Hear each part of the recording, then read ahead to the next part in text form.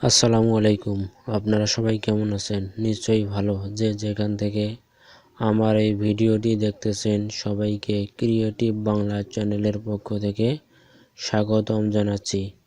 আজ আমরা আলোচনা করব একটি নতুন বিষয়ে, যা বিভিন্ন পরীক্ষায় আমাদের সচরাচর আসে এমন একটা প্রশ্ন নিয়ে আজ আমরা আলোচনা করব বাংলা বর্ণমালা নিয়ে।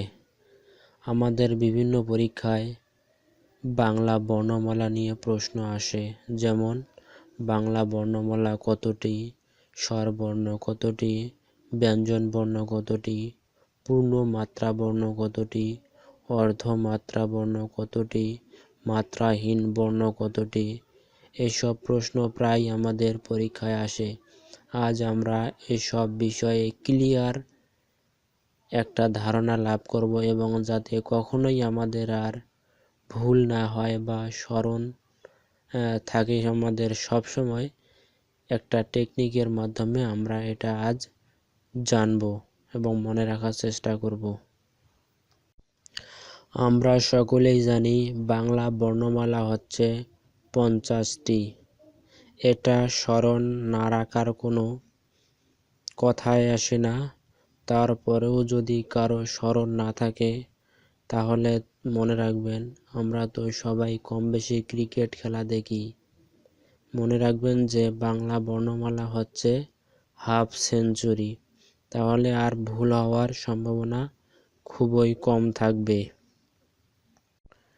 স্বরবর্ণ নিয়ে আমরা অনেকেই কনফিউশনে পড়ে যাই যে ক খ না স্বরেও স্বর আ স্বরবর্ণ। আমি আজ কনফিউশনটা দূর করে দিচ্ছি। ক খ কখনোই স্বরবর্ণ হতে পারে না, কারণ ক খর সাথে স্বরবর্ণের কোনো মিল নেই। মিল হচ্ছে কিসের সাথে? স্বরেও স্বরে স্বরবর্ণ, স্বরেও স্বরে স্বরবর্ণ, স্বরেও স্বরা। তাই স্বরবর্ণ আর ব্যঞ্জনবর্ণ নিয়ে এখন আর কোনো আমাদের কনফিউশন থাকবে না। আর স্বরবর্ণের সংখ্যা হচ্ছে 11টি। 11টি মনে রাখার কৌশল হচ্ছে, গণিতের সংখ্যা বা নাম্বার শুরু হয় কত থেকে? 1 থেকে। সুতরাং স্বরবর্ণেরও সংখ্যা হচ্ছে 1, তবে এখানে একটা 1 হবে না, 1 হবে ডাবল 1 1, 11টি। এটাই মনে রাখবেন যে গণিতের যেহেতু নাম্বার শুরু হয় 1, স্বরবর্ণেরও সংখ্যা হচ্ছে 1, আর এটা তো কখনোই 1 হবে না, 1 আর 1 হবে 11। আর বাকি থাকলো ব্যঞ্জনবর্ণ।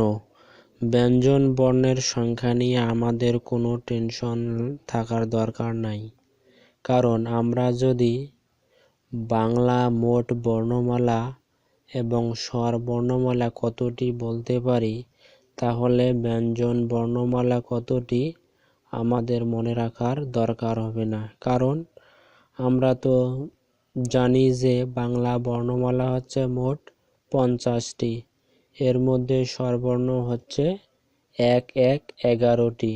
সুতরাং আমরা যদি 50 থেকে, অর্থাৎ মোট বাংলা বর্ণমালা থেকে স্বরবর্ণ 11টি বাদ দেই, বিয়োগ করি, তাহলে ব্যঞ্জন বর্ণমালা থাকতেছে 39টি।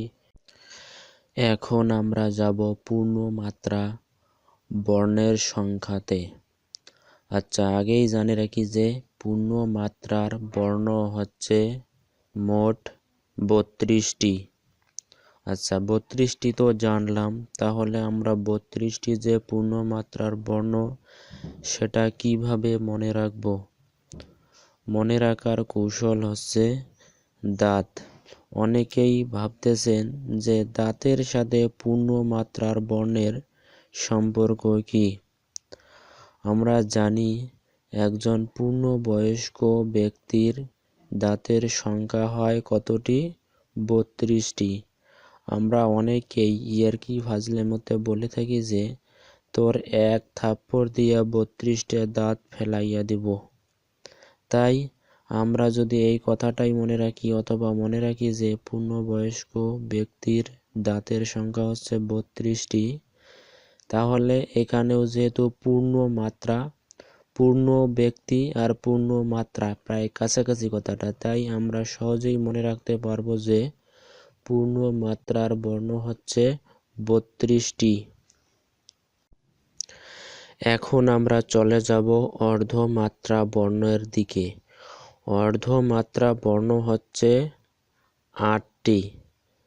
8টি অর্ধমাত্রা বর্ণ আমরা মনে রাখব একই উদাহরণের মাধ্যমে। এর আগে যে আমি উদাহরণটা দিয়েছিলাম সেই উদাহরণটার মাধ্যমেই। কিভাবে? সেটা হচ্ছে যে এখানে কথাটা আছে যে অর্ধমাত্রা, মাত্রা সাধারণত কোথায় থাকে? আমরা জানি বাংলা বর্ণমালায় মাত্রা থাকে মূলত উপরের দিকে। মাত্রা থাকে কোথায়? উপরের দিকে। তাহলে একজন পূর্ণবয়স্ক ব্যক্তির দাঁতের সংখ্যা হচ্ছে মোট 32টি। 32টি দাঁত হচ্ছে মোট। তাহলে তার উপরে হচ্ছে 16টি আর নিচে হচ্ছে কতটি? 16টি। এই হচ্ছে 16 16 32টি। তাহলে মাত্রা যেহেতু উপরে, আমরা প্রথমেই মনে রাখবো যে তাহলে সংখ্যা হতে পারে 16টি। এটা নিশ্চিত না, 16টি হতে পারে, 16টি। যেহেতু মাত্রা উপরে, দাঁতের সংখ্যা উপরে হচ্ছে 16টি। এবং কথাটা আছে যে এখানে অর্ধমাত্রা, অর্থাৎ মাত্রার আবার অর্ধেক।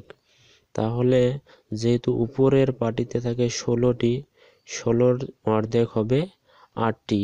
এভাবে আমরা যদি বিষয়টা বুঝি তাহলে খুব সহজেই আমরা মনে রাখতে পারবো যে বাংলা বর্ণমালায় মোট অর্ধমাত্রা বর্ণ হচ্ছে 8টি।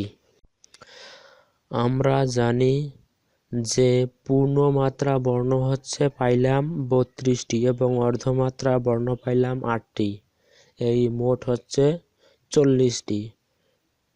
সুতরাং মাত্রাহীন বর্ণ কতটি সেটা আমাদের মনে রাখার কোনো দরকারই নেই, কারণ আমরা জানি যে বাংলা বর্ণমালায় মোট বর্ণের সংখ্যা হচ্ছে 50টি। এর মধ্যে 40টি আমরা পেয়ে গেছি, আর বাকি থাকতেছে 50 বিয়োগ হচ্ছে 40, তাহলে থাকতেছে 10টি। সুতরাং আমরা অতি সহজেই মাত্রাহীন বর্ণ কতটি সেটা বাইর করতে পারবো যদি আমরা জানি যে কতটি মোট বাংলা বর্ণমালা এবং পূর্ণমাত্রা বর্ণ কতটি, অর্ধমাত্রা বর্ণ কতটি। এটা যদি আমরা জানি তাহলে খুব সহজেই মাত্রাহীন বর্ণ কতটি বাইর করা আমাদের পক্ষে কোনো কঠিন ব্যাপার নয়।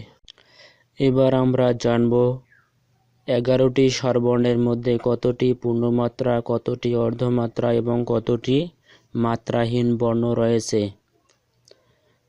আমরা জানি যে স্বরবর্ণ হচ্ছে 11টি। এটা আমাদের মোটামুটি সকলেরই মুখস্থ থাকার কথা এবং আমরা না দেখেই খুব সহজেই বলতে পারি। এমনকি আমরা চোখ বন্ধ করে তাকালেই মনে হচ্ছে যে আমাদের চোখের সামনে স্বরবর্ণ 11টি ভেসে বেড়াচ্ছে। ব্যঞ্জনবর্ণ একটু কঠিন। ব্যঞ্জনবর্ণ হয়তো আমরা অনেকেই বলতে পারি না। স্বরবর্ণগুলো যদি আমরা একটু মনোযোগ দিয়ে তাকানোর চেষ্টা করি তাহলে দেখব যে প্রথম 6টি হচ্ছে পূর্ণমাত্রার বর্ণ। কি কি এগুলো? এগুলো হচ্ছে স্বরেও, স্বরা, হ্রস্ব ই, দীর্ঘ ই, হ্রস্ব উ, দীর্ঘ উ। এই 6টি হচ্ছে পূর্ণমাত্রার বর্ণ। পূর্ণমাত্রার বর্ণ এগুলো আমরা চোখ বন্ধ করলেই বুঝতে পারি যে এগুলোর উপরে সবগুলোরই মাত্রা রয়েছে। এবং অর্ধমাত্রা আছে শুধু কি, এটা হচ্ছে রি। রি এর শুধু দেখেন, একটু খেয়াল করেন, রি এর শুধু উপরে একটু মাত্রা আছে, এটা হচ্ছে অর্ধমাত্রা বর্ণ। আর মাত্রাহীন আপনারা এভাবে বাইর করতে পারেন যে পূর্ণমাত্রার হচ্ছে 6টি, অর্ধমাত্রায় 1টি, এই মোট হচ্ছে 60টি। 60টি থেকে মোট স্বরবর্ণ হচ্ছে 11টি। 11টি থেকে যদি আপনারা এই 60টি বাদ দেন তাহলেই পেয়ে যাবেন 4টি, অথবা আপনারা মনেও রাখতে পারেন যে 4টি হচ্ছে মাত্রাহীন বর্ণ। এগুলো হচ্ছে কি কি? এ, ওই, ও, ঔ। এই 4টির বর্ণের উপরে কিন্তু কোনো মাত্রা নেই। এই 4টি হচ্ছে মাত্রাহীন বর্ণ। আপনারা দেখবেন যে আপনারা এটাও মনে রাখতে পারেন যে একটা টেকনিকের মাধ্যমে একটা লাকি নাম্বার মনে রাখলেন। অনেকেই তো কত মোবাইল নাম্বার মুখস্থ করে ফেলেন, এটাও মনে করে রাখলেন যে 614 হচ্ছে একটা লাকি সংখ্যা হিসেবে মনে রাখলেন। তাহলেই 6 হচ্ছে পূর্ণমাত্রা, অর্ধমাত্রা হচ্ছে 1, আর হচ্ছে মাত্রাহীন হচ্ছে 4। এই পর্যন্ত যদি আমরা সকলেই বুঝে থাকি তাহলে আমি মনে করি যে এখান থেকে আমরা 1 মার্ক যে কোনো চাকরির পরীক্ষায় মনে হয় পাবো, না পাওয়ার কোনো কথাই না। আর এখান থেকে মোটামুটি একটি প্রশ্ন প্রায় থাকে সব পরীক্ষায়। তাহলে অনেকেই বলতে পারেন যে ব্যঞ্জন বর্ণ তো শিখলাম না। হ্যাঁ, একটু পরেই আমরা ব্যঞ্জন বর্ণ শিখব। ব্যঞ্জন বর্ণ কোনো ঝামেলা নেই, আমরা যদি এই পর্যন্ত সকলেই বুঝে থাকি, বুঝে যদি মনে রাখতে পারি তাহলে ব্যঞ্জন বর্ণ আমাদের কোনো সমস্যা করবে না। ঠিক আছে, এখন আমরা বাইর করব ব্যঞ্জন বর্ণের মধ্যে কতটি পূর্ণমাত্রা, কতটি অর্ধমাত্রা এবং কতটি মাত্রাহীন। এটা বাইর করা খুবই সহজ। আমরা তো আগেই বাইর করেছি বা জানতে পেরেছি বাংলা বর্ণমালায় মোট পূর্ণমাত্রার বর্ণ হচ্ছে 32টি।